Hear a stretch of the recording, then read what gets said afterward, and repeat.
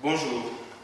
Vous n'êtes pas sans savoir que l'eau est une denrée qui devient de plus en plus rare, surtout dans des régions dites à climat semi-aride.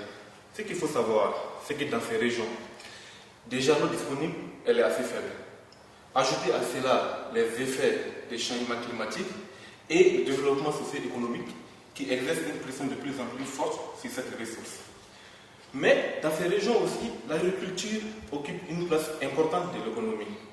Donc le problème qui se pose est de savoir comment efficacement gérer cette eau pour avoir un meilleur rendement des cultures. Eh bien, c'est là qu'intervient ma thèse. Imaginez que vous êtes un agriculteur ou un grand cultivateur et que vous voulez savoir quelle est la quantité d'eau que vous devrez amener à votre champ. L'eau, elle est achetée, évidemment.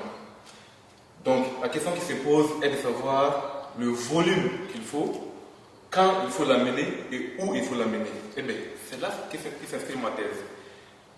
On essaie de mettre en place un modèle qui permettra, à partir d'informations provenant des images satellitaires gratuites, de connaître le climat de la zone, les types de cultures qu'il y a, le type de sol qu'il y a, et d'estimer le volume d'eau nécessaire qu'il faut juste amener et surtout quand l'amener. Donc, ce modèle, dans sa version aboutie, aura une interface qui permettra aux agriculteurs de se lever, regarder leurs champs, détecter les zones où il faut amener de l'eau, la quantité d'eau qu'il faut amener et surtout quand l'amener. Car les plantes sont comme les êtres humains. Il ne suffit pas de les amener un verre d'eau le matin pour qu'elles soient tranquilles pour le reste de la journée.